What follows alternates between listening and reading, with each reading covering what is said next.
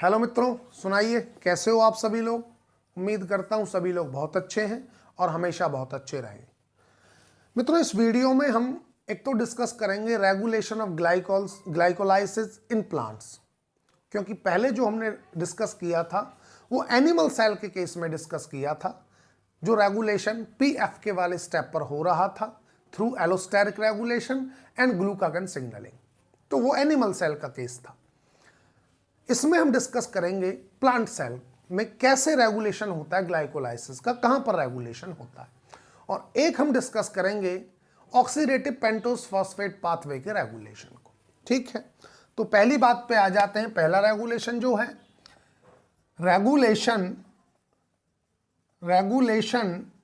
Of glycolysis in plants. मित्रों, plants के case में जो ग्लाइकोलाइसिस का रेगुलेशन है वो होता है जहां पर पीईपी मेटाबॉलिज्म वाला स्टेप आता है। फॉस्फोइनॉल पायरुवेट मेटाबॉलिज्म जो स्टेप है वहां पर होता है पीईपी मेटाबॉलिज्म स्टेप। आपने देखा कि पीईपी जब बन जाता है, पीईपी के बाद फिर पायरुवेट काइनेज पीईपी को पायरुवेट में चेंज करता है, और पीईपी वहां से देखा कि वहां से वो कार्बन कंसंट्रेटिंग मैकेनिज्म में भी चला जाता है पीईपी। और ग्लाइकोलाइसिस में देखा आपने कि ग्लाइकोलाइसिस में पीईपी पायरुवेट काइनेज के थ्रू पायरुवेट में भी चेंज हो जाता है। मतलब ये है, बॉटम लाइन ये है कि पीईपी मेटाबॉलिज्म वाले स्टेप पर पीईपी हैव रिडंडेंसी प्रोवाइड कराता है पीईपी मेटाबॉलिज्म स्टेप पर। इसीलिए प्लांट के अंदर जो ग्लाइकोलाइसिस का रेगुलेशन है वो होता है मित्रों पीईपी मेटाबॉलिज्म वाले स्टेप पर। तो बस इतना ही है इसमें, बाकी तो कुछ ऐसा है नहीं। बाकी मित्रों अब आ जाते हैं regulation of oxidative pentose phosphate pathway, बोले तो पीपीपी।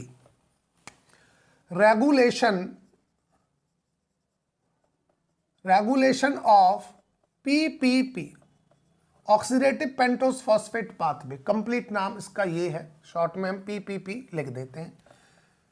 मित्रों, पीपीपी के रेगुलेशन को समझने से पहले आपको ये चीज समझनी पड़ेगी कि उसमें हो क्या रहा था, उस पाथवे में मामला क्या था। तो ऑक्सीडेटिव पेंटोस फॉस्फेट पाथवे को आपने देखा कंप्लीट, उसमें क्या देखा आपने ऑब्जर्व किया कि जो पहले दो स्टेप थे वो इरिवर्सिबल थे, बाकी सारे स्टेप्स उस रिएक्शन के रिवर्सिबल थे, और दो स्टेप्स, जो पहले दो स्टेप्स थे उनको छोड़कर जो बाकी सारे रिवर्सिबल स्टेप्स थे उनमें केवल कार्बन का रीअरेंजमेंट हो रहा था for the formation of glucose 6 phosphate.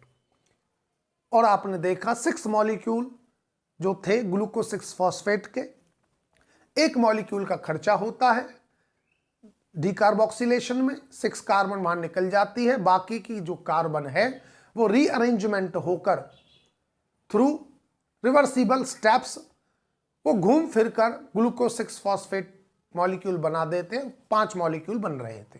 ठीक है, एक बार मित्रों दोबारा देखते हैं उस स्टेप को, क्योंकि थोड़ा सा उसमें हल्का सा 2 स्टेप्स पर चेंज भी मुझे कराना है, वो देखिए आप।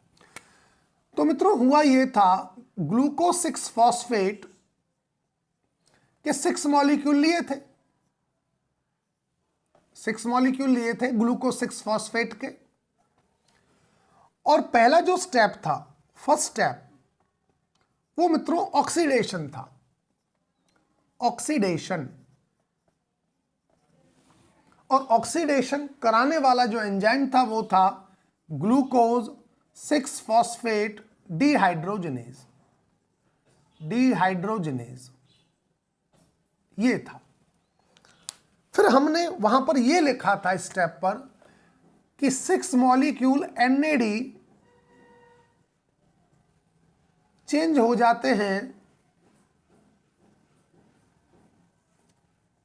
6 NADH के अंदर।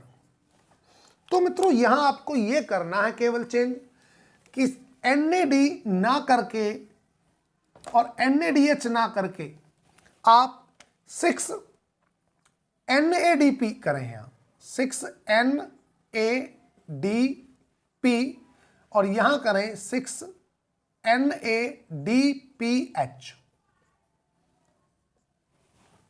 क्योंकि ऐसा सारी बुक्स के अंदर यही है मित्रों, और एग्जामिनर NADP को लेकर ही आपसे क्वेश्चन पूछेगा।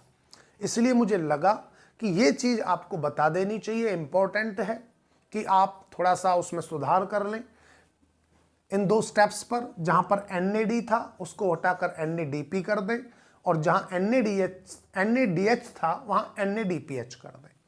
तो पहले स्टेप हो जाता है ऑक्सीडेशन का। ये तो था मित्रों पहला स्टेप।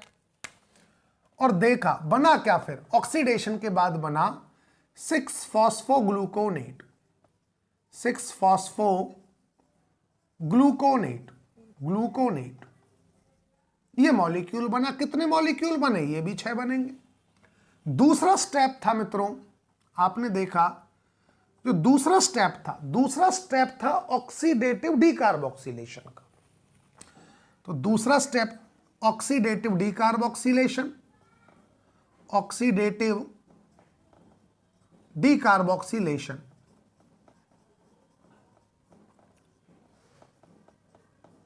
जिसमें क्या हो रहा था कि 6-फॉस्फोग्लूकोनेट से 6 CO2 निकल जाती है। CO2 के 6 मॉलिक्यूल निकल जाएंगे भाई। 6 हर एक मॉलिक्यूल से अगर 1 कार्बन डाइऑक्साइड निकलेगी तो 6 मॉलिक्यूल से मित्रों 6 ही कार्बन डाइऑक्साइड निकलेंगी। एंजाइम कौन सा था? एंजाइम था मित्रों यहां पर फॉस्फोग्लूकोनेट dehydrogenase. फॉस्फोग्लूकोनेट dehydrogenase.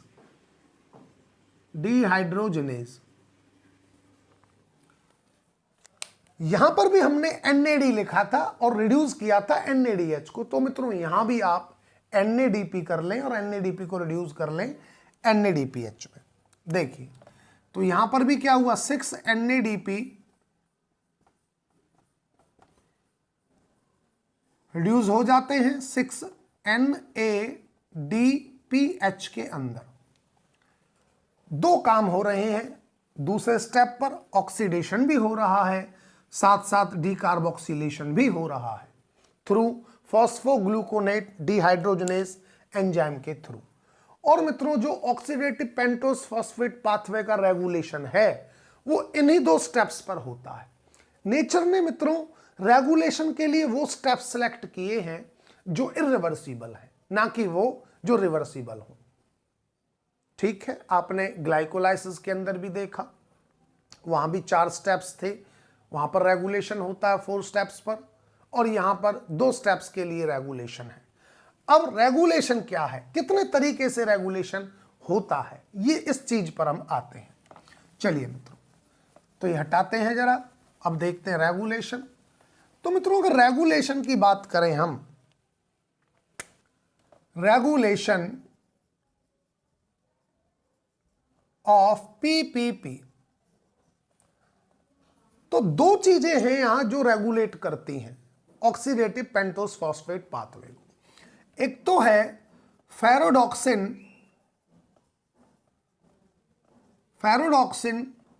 Thioredoxin reductase enzyme, ferredoxin thioredoxin reductase. और दूसरी चीज है रेगुलेट करने वाली NADP टू NADPH रेशो। ये रेशो 2 चीजें हैं जो रेगुलेट करेंगी ऑक्सीडेटिव पेंटोस फॉस्फेट पाथवे को। अब दोनों को देखते हैं कि दोनों किस तरह से रेगुलेशन करती हैं। ठीक है मित्रों, आ जाते हैं पहली वाली बात पर। तो देखिए कि फेरोडॉक्सिन थायोरिडॉक्सिन रिडक्टेज कैसे रेगुलेट करता है। मित्रों जब PS1 पर लाइट पड़ती है, PS1 पर जब लाइट पड़ी तो लाइट PS1 को रिड्यूस कर देगी, PS1 हो जाएगा रिड्यूस्ड, और PS1 अपना इलेक्ट्रॉन देता है फेरोडॉक्सिन को।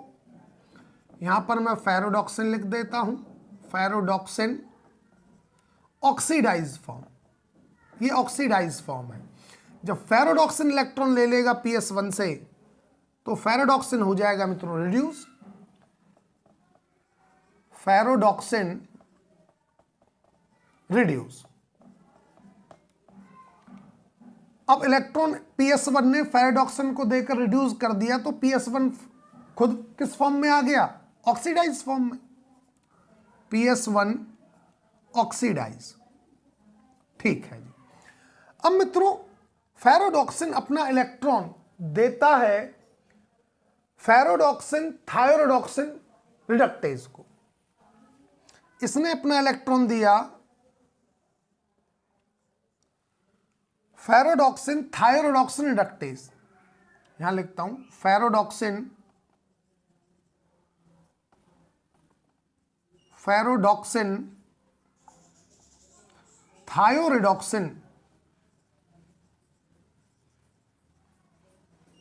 रिडक्टेज, जो कि ऑक्सीडाइज फॉर्म में था शुरू में। अब जब ये अपना इलेक्ट्रॉन ले लेगा किसका, फेरिडॉक्सिन से, तो मित्रों ये वाली चीज रिड्यूस फॉर्म में आ जाएगी। मतलब ये एंजाइम किस फॉर्म में आ गया, रिड्यूस फॉर्म में। फेरोडॉक्सिन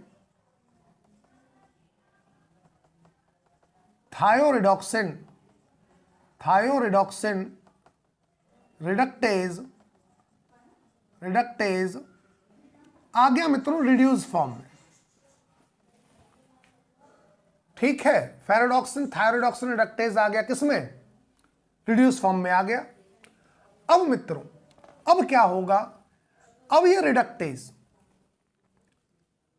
रिड्यूस हो गया तो ये अपना इलेक्ट्रॉन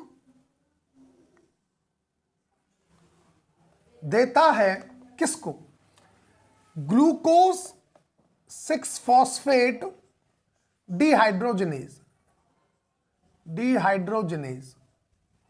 अब देखिए कैसे, इलेक्ट्रॉन लेने से पहले ग्लूकोज 6 फॉस्फेट डिहाइड्रोजनेज रहेगा मित्रों ऑक्सीडाइज फॉर्म। ग्लूकोज 6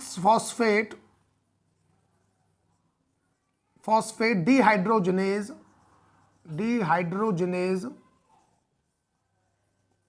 जो एंजाइम है वो शुरू में ऑक्सीडाइज फॉर्म में है मित्रों, ऑक्सीडाइज फॉर्म में सल्फर सल्फर का बॉन्ड होगा, ये ऑक्सीडाइज फॉर्म में है।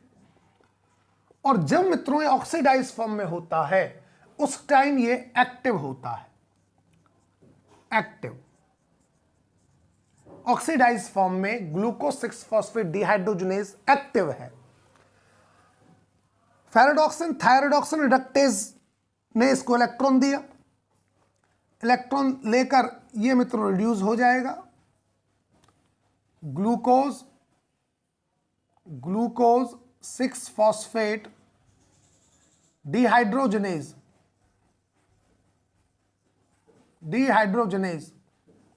हो जाएगा मित्रों रिड्यूस।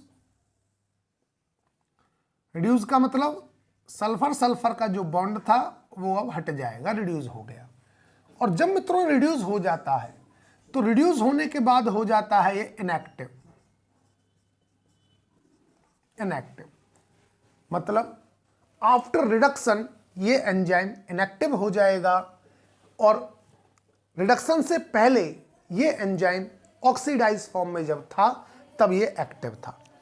तो आप बताइए, तो ये एंजाइम ग्लूकोज 6 फॉस्फेट डिहाइड्रोजनेज दिन को एक्टिव होगा या रात को एक्टिव होगा? कब एक्टिव होगा?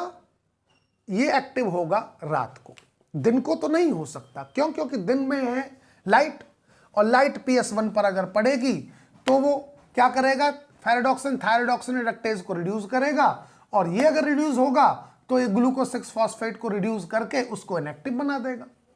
बात समझ में आई? इसलिए लाइट का ना होना जरूरी है। मैंने बोला ग्लूकोज 6 फॉस्फेट डिहाइड्रोजनेज एंजाइम के एक्टिव होने के लिए यह जरूरी है कि लाइट ना हो। जब लाइट नहीं होगी तब यह ऑक्सीडाइज फॉर्म में होगा और तब यह एक्टिव होगा। तो मतलब बॉटम लाइन ये आ जाती है, glucose 6 phosphate dehydrogenase enzyme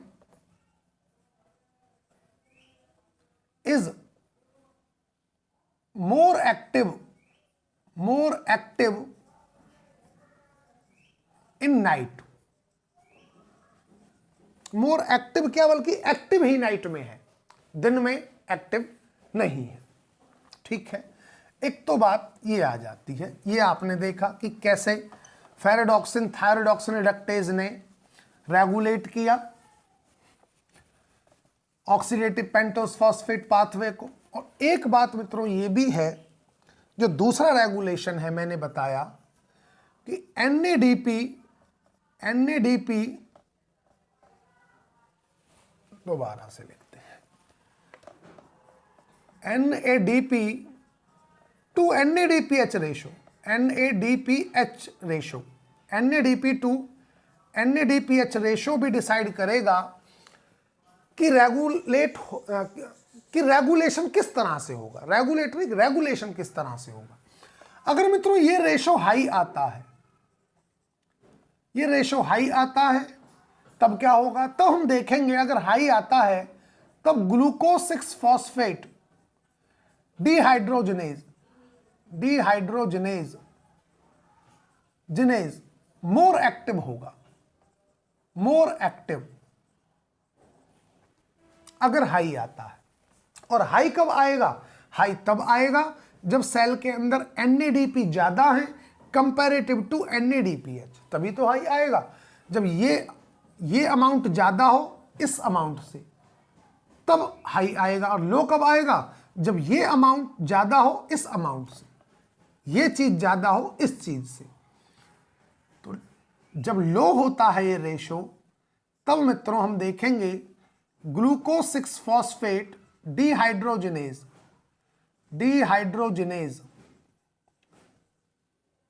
less active होता है, लेस एक्टिव होगा इस कंडीशन में।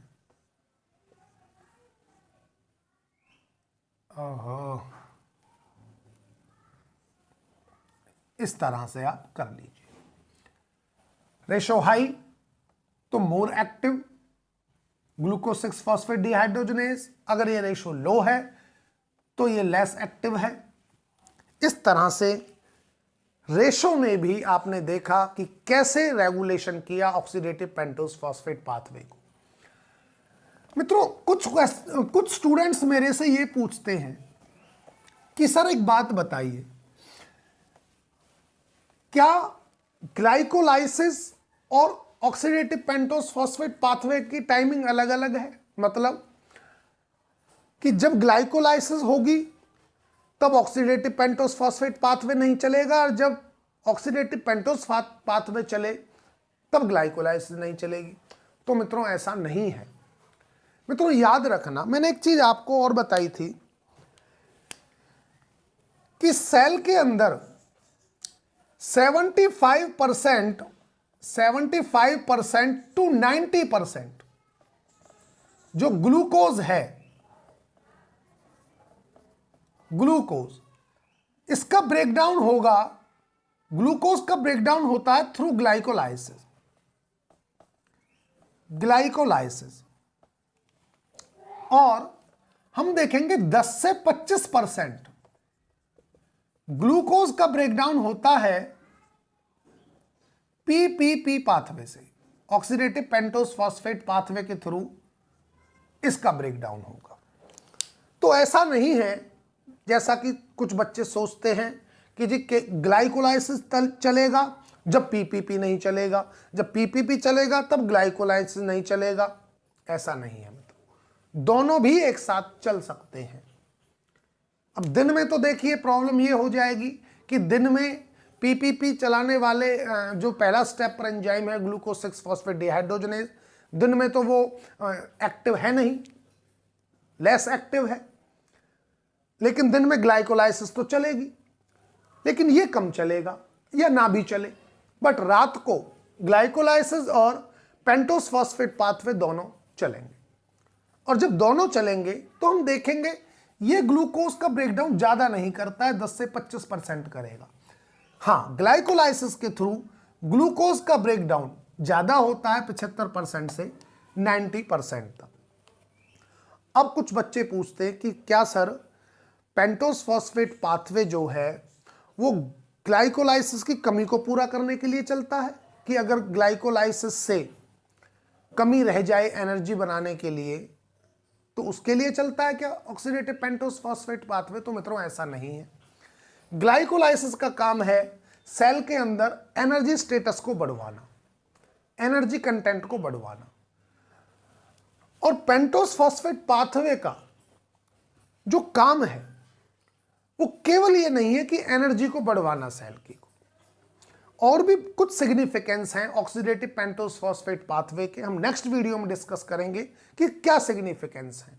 हाँ, एनर्जी स्टेटस को भी वो सेल के को इंक्रीज करता है, बट एनर्जी के लिए मेन जो है वो ग्लाइकोलाइसिस है। ठीक है, ये तो ठीक है, एक ऑप्शनल है कि जब पेंटोस फॉस्फेट पाथवे चले तो ये भी एनर्जी में अपना कंट्रीब्यूशन देता है सेल के लिए। लेकिन और भी बहुत सी चीजें हैं जहां पर ऑक्सीडेटिव पेंटोस फॉस्फेट पाथवे अपना सिग्निफिकेंट रोल प्ले करता है, वो मित्रों नेक्स्ट वीडियो में डिस्कस करते हैं। ये बातें जरूर याद रखना कि ग्लाइकोलाइसिस और पीपीपी साथ साथ बिल्कुल चल सकते हैं। थोड़ी दिन की बात है कि दिन में ये लेस एक्टिव होगा एंजाइम की वजह से, तो दिन में कम चलेगा, ये दिन में उसी रेट से चलेगा ग्लाइकोलाइसिस। रात को तो ये फुली एक्टिव रहेगा, लेकिन फुली एक्टिव होने पर भी ये इतने % ही ग्लूकोज का ब्रेकडाउन करेगा, इससे ज़्यादा नहीं कर सकता। हाँ, अगर इन केस ग्लाइकोलाइसिस किसी वजह से डाउन पड़ जाए, डाउन रेगुलेट हो जाए किसी भी कारण से, तो उस केस में हो सकता है या हो भी जाता है oxidative pentose phosphate pathway glucose का फिर ज़्यादा अमाउंट में ब्रेकडाउन करता है। ये % फिर इंक्रीज हो जाती है, फिर वो 10 to 25 नहीं, फिर वो ज़्यादा करने लग जाता है। लेकिन जब सेल नॉर्मल कंडीशन में है तब सिचुएशन ये है कि 75 से 90% ग्लूकोज का ब्रेकडाउन ग्लाइकोलाइसिस के थ्रू है, और 10 to 25 ग्लूकोज का ब्रेकडाउन 10 to 25% जो है वो ऑक्सीडेटिव पेंटोस फॉस्फेट पाथवे के थ्रू है। मित्रों, मैं फिर से बता रहा हूं आपको, जो ऑक्सीडेटिव पेंटोस फॉस्फेट पाथवे के जो 2 स्टेप्स थे, वहां से आप NAD की जगह NADP कर लें और NADH की जगह NADPH कर लें, क्योंकि एग्जामिनर आपसे NADP और NADH को लेकर ही क्वेश्चंस पूछेगा। ठीक है, वो वहां पर मैंने वो लिख दिया था, उसके लिए बिग सॉरी। वहां से उसको हटा लें और उसको सुधार लें, बाकी लेक्चर पूरा एज इट इज रहने दें, कोई प्रॉब्लम नहीं है। ठीक है मित्रों, फिर मिलते हैं नेक्स्ट लेक्चर में, नेक्स्ट वीडियो में, नेक्स्ट टॉपिक के साथ। नेक्स्ट टॉपिक जो होगा हमारा वो इसी पर होगा कि ऑक्सीडेटिव पेंटोस फॉस्फेट पाथवे के सिग्निफिकेंस क्या क्या है, इस बात पर हम चर्चा करेंगे मित्रों नेक्स्ट वीडियो में। फिर मिलते हैं मित्रों। Okay, thank you so much, bye मित्रों।